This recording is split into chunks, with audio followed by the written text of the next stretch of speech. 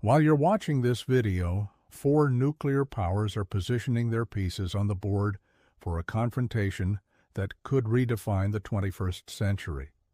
And the battlefield isn't where you'd imagine. It's a frozen wasteland that most people can't even point to on a map. Greenland. And I'm going to tell you something that will send chills down your spine. This could be the origin of the next World War. You think I'm exaggerating? Let me show you the facts. Right at this moment, the United States, Europe, China, and Russia are converging on the Arctic. They're not just watching. They're moving military forces, establishing bases, drawing attack and defense routes, positioning missiles, and preparing war strategies. And all of this is happening in a region that, until just a few years ago, was considered peripheral and irrelevant to global politics. Greenland has emerged as the central point of tensions between the largest military powers on the planet. And when I say tensions, I'm not talking about polite diplomatic disagreements. I'm talking about real preparation for armed conflict. Let's break down this situation step by step because you need to understand the gravity of what's happening. First, Washington is aggressively pressing for greater strategic control over Greenland. And it's not just rhetoric. The United States is expanding military presence in the region, modernizing facilities, increasing naval exercises, and making unprecedented diplomatic pressure on allies. Why? Because whoever controls Greenland controls one of the most valuable military positions on the planet for the future. Think about it. Greenland sits exactly between North America and Europe, with direct line of sight to the Russian Arctic. It's the perfect platform for missile systems, early warning radars, naval bases, and nuclear submarine operations. In military terms, it's pure gold. Second, Europe and NATO are deeply concerned. And here's the problem. They're worried not just about China and Russia, but also about the United States itself. American pressure is creating fractures within the Western alliance. European countries are watching Washington act unilaterally, ignoring allies' sovereignty, making economic threats. This is undermining the trust that sustains NATO. And here's the scary part. When military alliances start to crack, wars become possible. History is full of examples of alliances that seemed solid until the moment they disintegrated and unleashed catastrophic conflicts. Third, China is watching all of this like a hawk.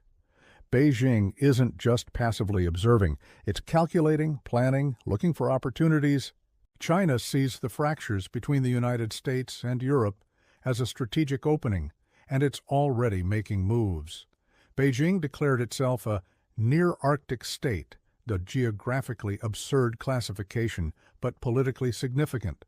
China is investing billions in Arctic research, building icebreakers, financing infrastructure in Nordic countries, and establishing economic and diplomatic presence in the region.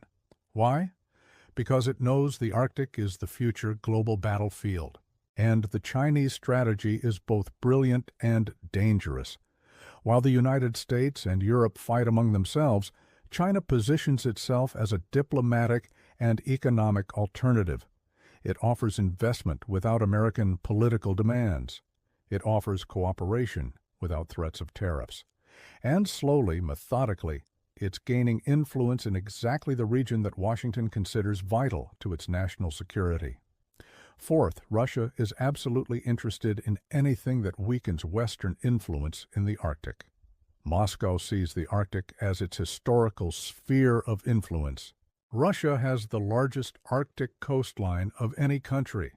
It has massive military bases in the region. It has nuclear submarines patrolling under the ice. And it's extremely nervous about the idea of expanded American presence in Greenland. Now put all of this together and see what you have. 4 nuclear powers, each with conflicting interests, each preparing militarily, each distrusting the others, all converging on the same small geographic region. This is exactly the recipe that triggered world wars in the past. But here's what makes this even more dangerous than it seems. The Arctic is no longer a peripheral region. Climate change has completely transformed the strategic importance of the region. And I need you to understand this because it's absolutely crucial. With Arctic ice melting, new maritime routes are opening up. The Northern Sea Route, which passes through northern Russia, can cut weeks off navigation time between Asia and Europe compared to traditional routes through the Suez Canal. This isn't just convenient. It fundamentally changes global trade and, consequently, naval power. Whoever controls these routes controls trillions of dollars in trade, and more importantly, from a military perspective, controls strategic choke points that can be closed in wartime, cutting enemy supply lines. Additionally, the Arctic contains incalculable natural resources, massive deposits of oil, natural gas, rare earth elements, critical minerals for modern technology, and as the ice melts, these resources become accessible for the first time in human history. Countries are literally racing to claim Arctic territory, and when nations race to claim the same territory, conflicts happen. They always have. They always will. And finally, the Arctic offers unparalleled strategic military positions. Nuclear submarines can operate under the ice. Ballistic missiles can be launched from Arctic bases and hit any world capital within minutes. Radar systems in the Arctic can detect missile launches from the other side of the planet. In terms of modern warfare, especially nuclear warfare, the Arctic is absolutely critical. And now, for the first time, it's becoming contested among multiple nuclear powers simultaneously. So when I say the next World War could start in the Arctic, I'm not being sensationalist. I'm logically extrapolating from what's happening right now. In the next part, I'm going to show you exactly how this conflict can escalate, what the most likely war scenarios are, and why we're closer to military confrontation than most people imagine. Welcome back. Now let's talk about the part that really matters, how this can escalate to war and what happens if it does. First thing you need to understand, the current situation is not stable. There's no clear agreement. There are no defined red lines. There are no robust communication mechanisms between all parties involved. And that's extremely dangerous. You know how wars really start? It's not with dramatic declarations and elaborate evil plans. It's with miscalculations, with misunderstandings, with someone crossing a line they didn't know existed, with a disproportionate reaction to a minor incident that then spirals out of control. And right now, in the Arctic, we have all the conditions for exactly this kind of catastrophic mistake. Let me give you some concrete scenarios of how this could happen. Scenario 1.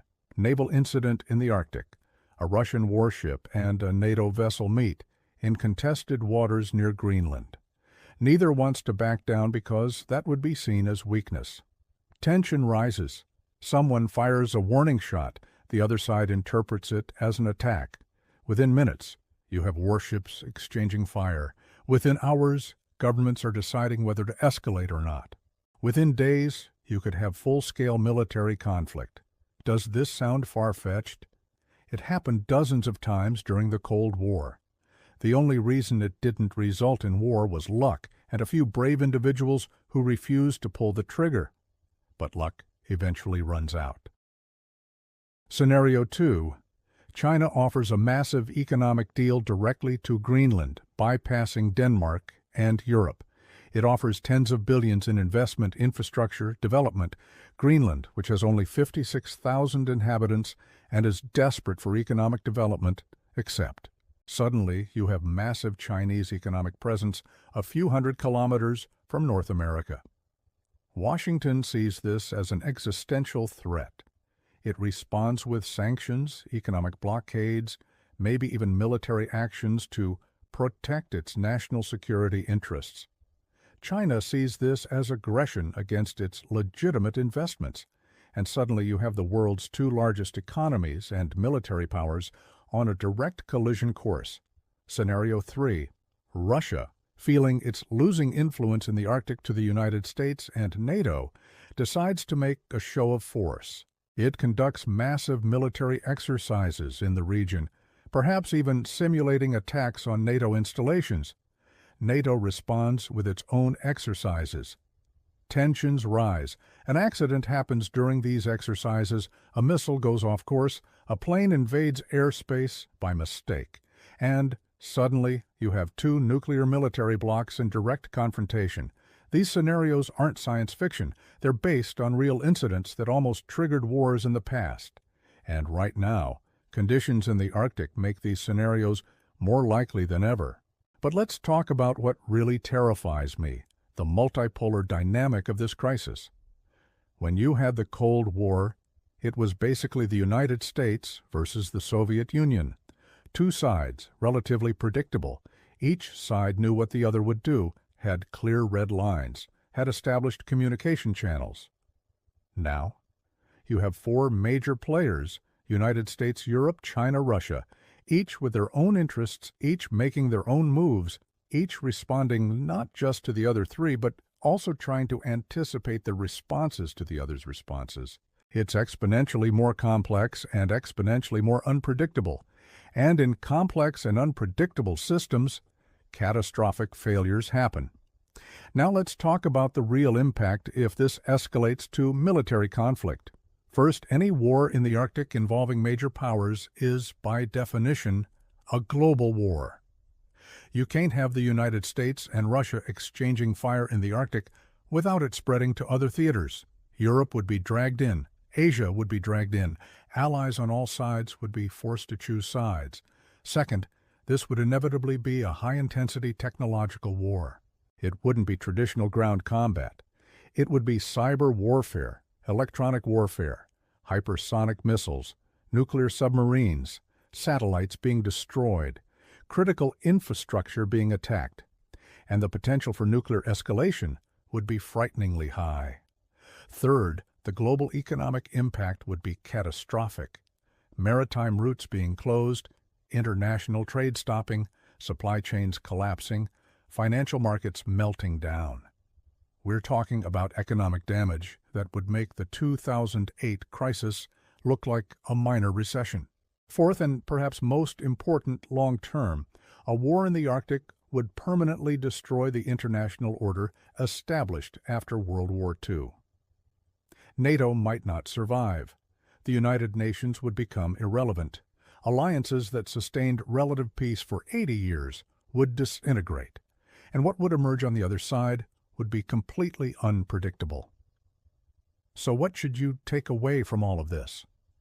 First, understand that this isn't conspiracy theory or exaggeration. It's sober analysis based on what's happening right now.